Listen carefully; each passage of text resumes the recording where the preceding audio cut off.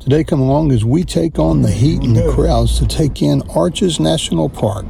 Hi there. Hi there. Your time entry first. Have a great day, guys. Thank you, brother. Appreciate it. You too. All right, we're in the park. This park, like many of the other national parks out here, is a drive and stop and hike experience. The first one you'll come to is Park Avenue Trail. It's named for these red rocks that resemble being in the middle of New York City.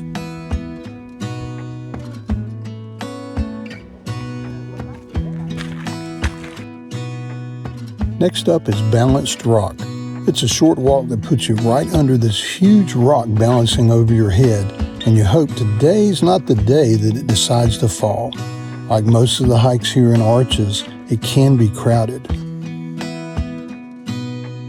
As you continue your drive, you're going to find many more cool but crowded hikes. Short hike to Double Arch. Make sure to look to your left. But if you're patient and you time it just right, you may be able to find a little slice of heaven all to yourself. I hope you're not getting tired of arches, because when we leave the park, who knows when we'll ever see one again. We try to live by the motto that there's always tomorrow. And tomorrow, we're going to plan to get a timed entry just a little bit earlier so we can take it in before the heat and the crowds show up.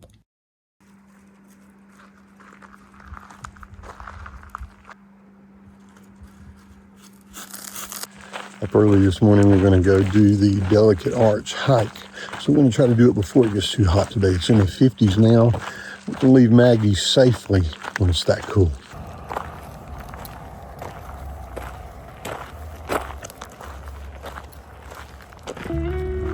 Getting up early gave us a false sense of security that it wasn't going to be crowded, but Alright, a lot of people here. it's already completely full. Really? Moly? Yeah, there's people waiting on parking. Arrived. In a minute, you're going to see for yourself why this is already crowded.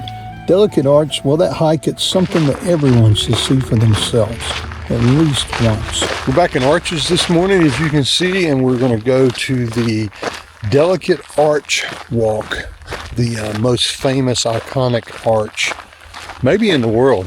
Have you ever seen a state of Utah license plate? You've seen that arch. You excited? I am excited. It's It's like a 3-mile hike. It's nice and cloudy, so I think it'll be a great day for a walk.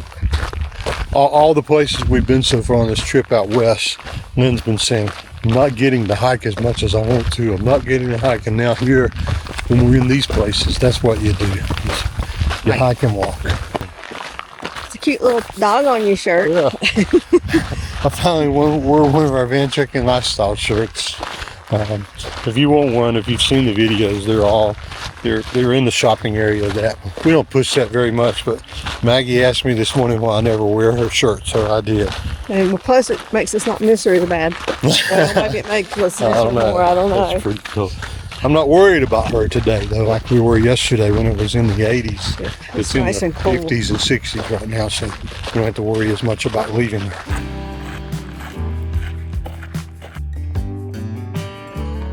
Lynn and I learned that this is a perfect walk in nature, but if you're going to come and do this, make sure you bring water, because even on cool days, it's going to get hot here. It's a moderate hike that not everyone can do, but if you find that you can push yourself and make it, we think you're going to remember it forever. The blackbird inside your chest that calls on you to cry. You decided it was time for him to fly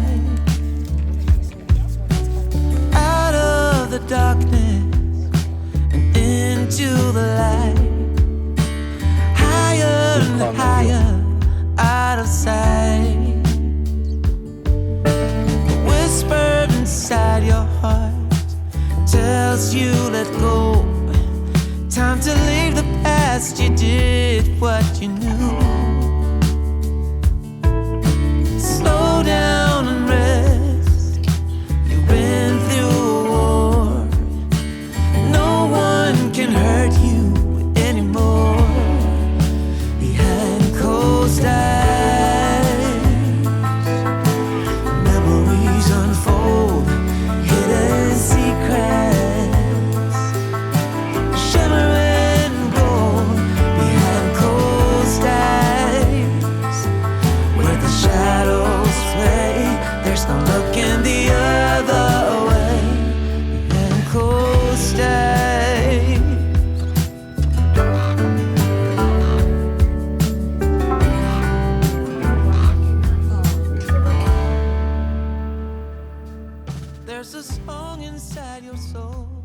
As we were approaching the top of this hike, we noticed off to the right there was another arch. I don't recommend that you do this, but I couldn't pass it up. I didn't say you needed to do it. I just said, do you want to do it? It's all your fault. I know. I'm going to get blamed for it if he gets hurt. If he comes down, I'm sure you're going to try catching him, right? Yeah, right. I don't think so. What do you see up there? I did climb up here because this is spectacular. And if you climb up, you're going to have to come back down. They did it really quickly. Yeah. Uh-oh. And if you're a guide, you probably need to be careful.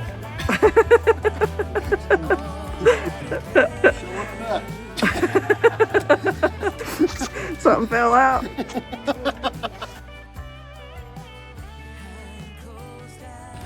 So All Trail says this is a moderate hike, and after doing that little jaunt up to the other arch that I climbed up to, yeah, it's moderate.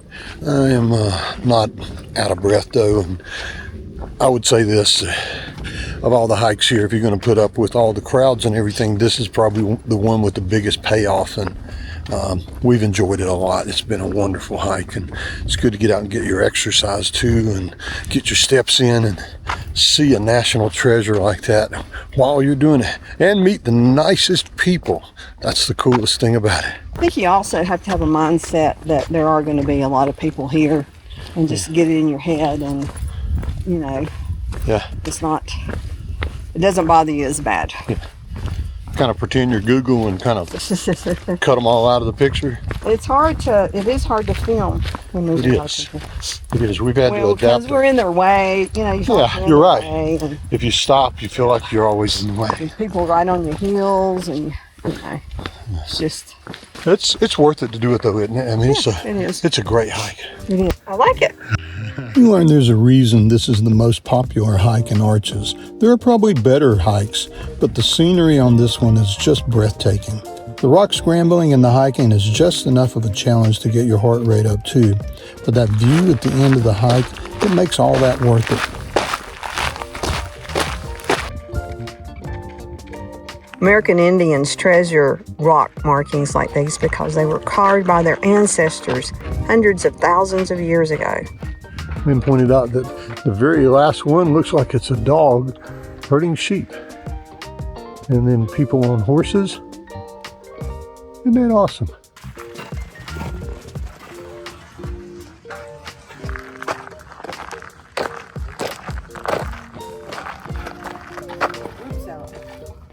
One of the most important things the National Park Service does is preserve and display old buildings like this so we can see how folks lived before our time. This tiny home is a perfect example, and we wonder, could you live here? Esther Stanley and her family moved into the cabin in 1906. Want to live here? So what do you think of our visit to Arches National Park? Before we go, let's talk about a few things you may want to know if you plan to visit yourself. One, like I said in the beginning, it's a place where you drive and park and hike, if you can find parking. Two, there's a campground inside the park, but it's really hard to get a reservation, and if you luck into one, you're going to find that you're a long ways from civilization. Three, speaking of civilization, it's located near Moab, Utah. It's kind of a chicken and egg kind of thing and a hard decision. If we were you, we'd plan to spend about 40% of the time in the park and the rest exploring the awesome area of Moab. 4, because it's so popular with relatively small parking lots, it uses a timed entry system. We'd advise getting the earliest one you can because once you get in, you can stay all day. And the later it gets, the more crowded it gets. But remember this, once you come in, if you leave, you can't get back in. And finally, 5, it's hot here. Even when it's not hot other places, the sun beating down, it just gets hot. So wear the right clothes, wear the right shoes, and please bring lots of water.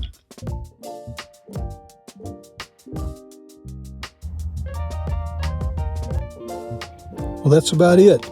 We're Owen, Lynn, and Maggie. We're glad you found us. Until next week, happy tales.